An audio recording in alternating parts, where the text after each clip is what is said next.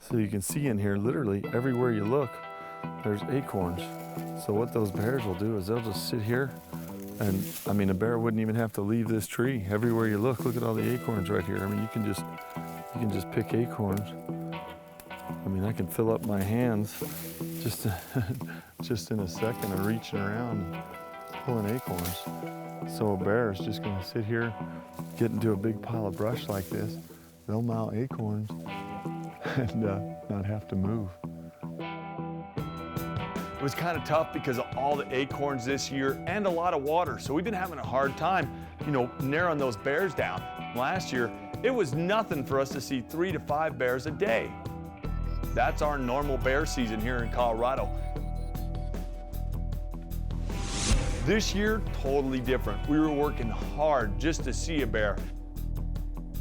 Well, it's a real windy day. We just got to a big mesa. There's a big open area, a lot of oak brush, a lot of cedars, junipers. We're gonna get up here, glass down in there. Hopefully we'll find a bear that's either eating acorns or feeding on juniper berries.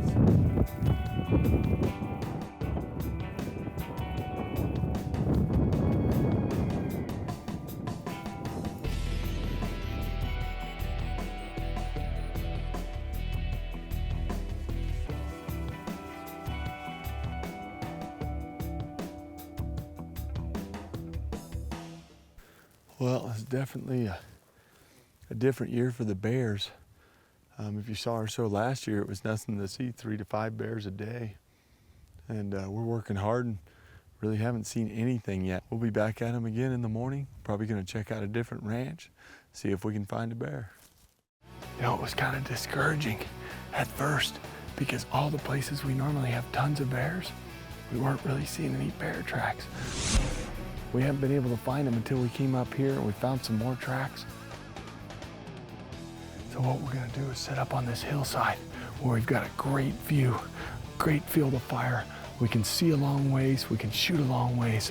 We're gonna set up here and hope that a bear comes in. It's about 10:30, 11 o'clock in the morning. It's hot and it's gonna get hotter. Hopefully a bear will come in and cool off and we'll get a Colorado bear.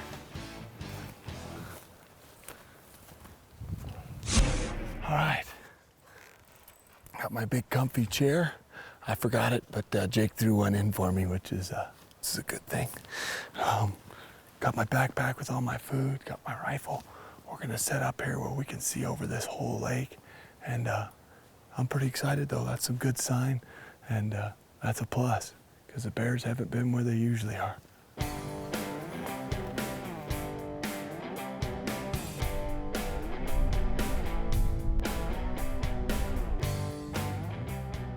We had set up at a pretty big lake up high in the mountains just underneath this beautiful mesa, and I thought, man, there's a lot of tracks here.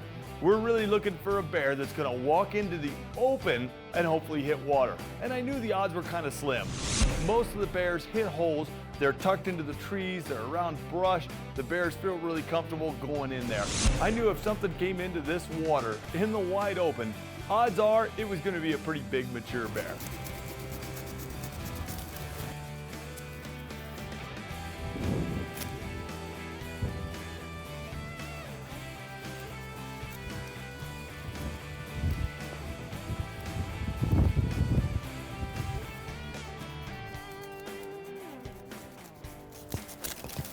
Well, what we're doing, you can see we're brushing up a blind right here. We're gonna be tucked back here. We're gonna have good cover. We'll be able to see all over. We're both hoping that a bear comes from this open side so we can get some video of it and watch it coming down the hill. More than likely, what we're guessing is that a bear's gonna pop out real quick right on top of us on this dam bank, because that's where the bears have most of the cover. So my guess is they'll probably pop up right there, but we'll see. It's always fun guessing.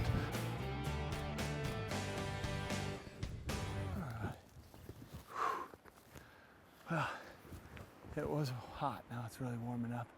We got the wind blowing really hard. I don't think those bears are gonna move until this wind lays down a little bit. But at least we're set up, we're in position, position. We're in position in case they do. So now it'll just be a waiting game.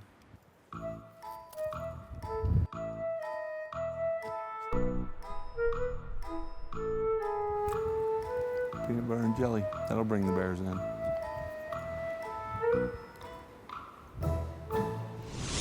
Well, the wind started kicking up, it started blowing. I mean, it went from a beautiful sunny day into just a nasty day within 30 minutes. We're sitting there watching this huge storm come in, lightning starts hitting, and I'm like, you know what? It's time to wrap up. Dude, it's turning really bad, windy, nasty. We're gonna go to the truck. If it blows over, we're gonna come back. But this wind's blowing 20 miles an hour. Nothing's gonna come in now. We decided to pack up, and that's all Jake needed to hear, boy. When there's lightning crashing, he grabs his stuff, and he took off out of the back of the blind.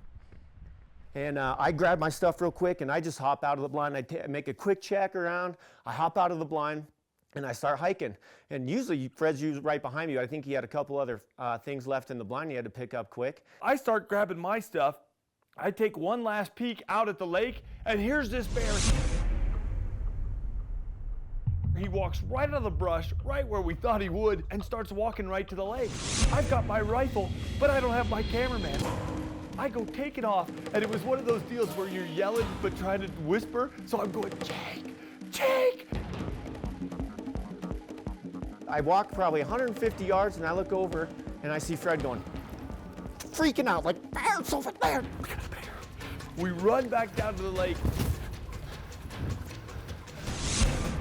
The bear is he's just finishing drinking.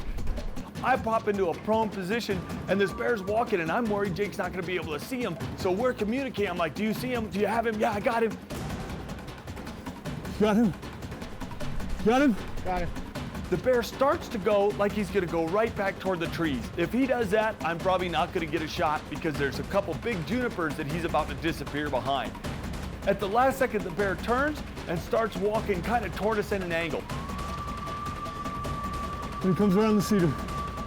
I got him. He gives me a slightly quartering shot. I put it right above the heart. The bear runs about 5 yards and drops.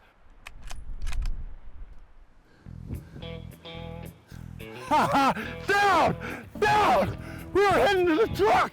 Yeah! That's a big boar! Did you see that? Yes! Heading to the truck! Huge storm! The last time you would ever think a bear is gonna come in, this big boar came in! Check out the tracks right here the bear made. It's a little over a 4-inch pad right there. That's a good bear.